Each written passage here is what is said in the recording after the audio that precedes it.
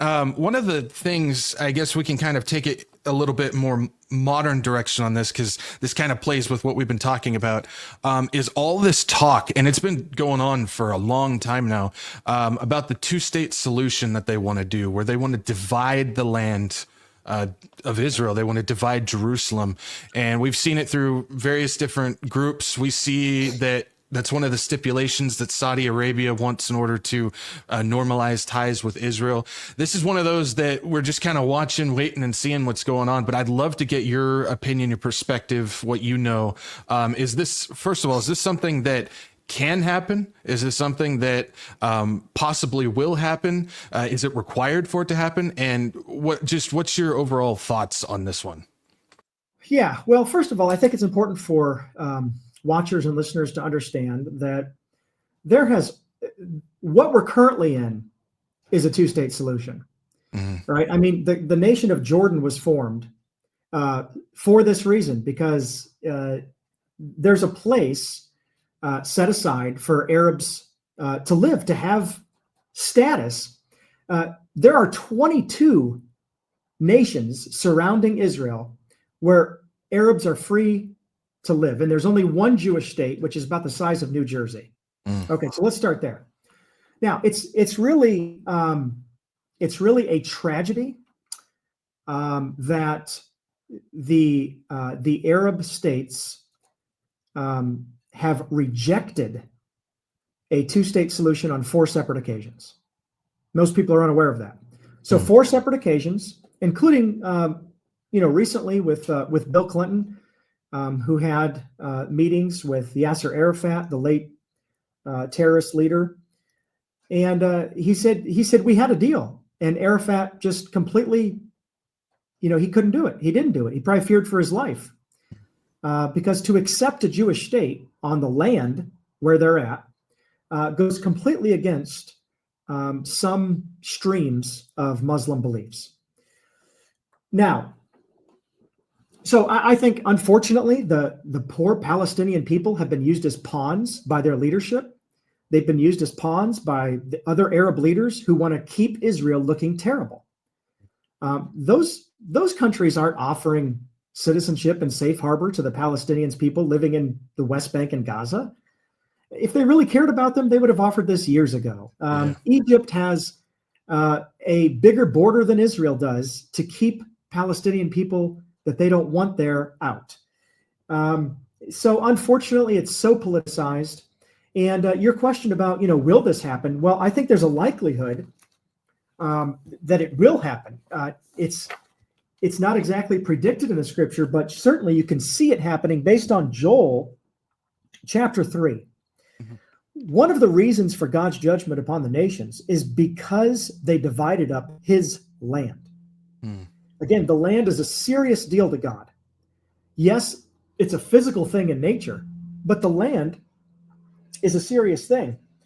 And let me just start Joel chapter 3, verse 1. It says, "Yes, in those days and at that time, when I restore the fortunes of Judah and Jerusalem," verse 2, "I will gather all the nations and take them to the valley of Jehoshaphat. And I will enter into judgment with them there because of my people, my inheritance Israel." And here's some of the crimes.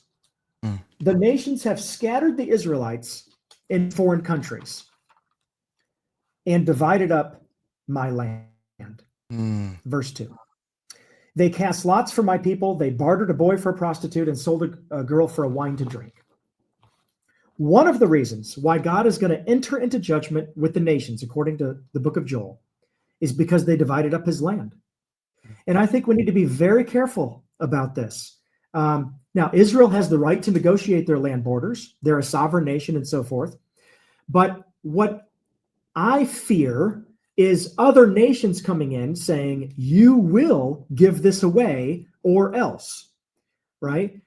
So, there's a lot there we don't know, and there's a lot of speculation, but we do know that one of the reasons why God enters into judgment at the end of days with the nations is because they divided up his land. And I think that should be a consideration. That's very interesting. I've never heard that perspective on that, but that makes so much sense. That's something I'm definitely going to have to look into a little bit more on that. Again, as you said, we don't exactly know what's going to happen or how it's going to happen, Right. even though like we like to talk like we do. But it's still one of those things where I think it's important to at least have different perspectives on. That's why I'm so glad that you explain it, because there's so many other people that I've heard before that said it's just not going to happen. It's never going to happen. But yet you just made a good point where the scripture says, "Are you sure about that?" I'm saying that's one of the crimes. Yeah. And, that, like you said, and I think it's an important point. We oftentimes know the end game or a fact, but we don't know how we get there. And that's where folks get into trouble in Bible prophecy, especially, is they think they know the road to get where we're going. Or they make specific date predictions and so forth. And I'm really glad on your channel that you're not doing that. Yeah. Right? We know what the Bible teaches us.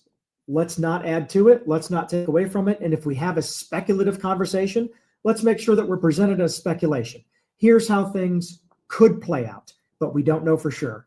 That requires a level of humility. It requires a level of familiarity with the text to know what it's actually saying and what it's not saying. And it's one of the reasons why we started a Bible prophecy conference at our local church here. So we just had our 5th annual Bible prophecy conference. It's because a lot of people get a sour taste in their mouth when it comes to Bible prophecy, and they say, well, that's for the weirdos, it's for the people who are setting dates, and that's not me. I just want to stick to this. And I think that's unfortunate because, as you mentioned, Bible prophecy is about 27% of the Bible. Now, some of those have already been fulfilled. Much of it has not yet. And it's important. One of the ways we know God is the God of the universe is because of fulfilled prophecy. He predicts the future accurately because it's not unknown to him. He's already been there. Exactly. And so I like to help people understand that you can study Bible prophecy and remain with sound hermeneutics, sound doctrine. You don't have to go off and declare something about a blood moon. You don't have to go off and make a date about something. You just read the Bible and use good hermeneutics.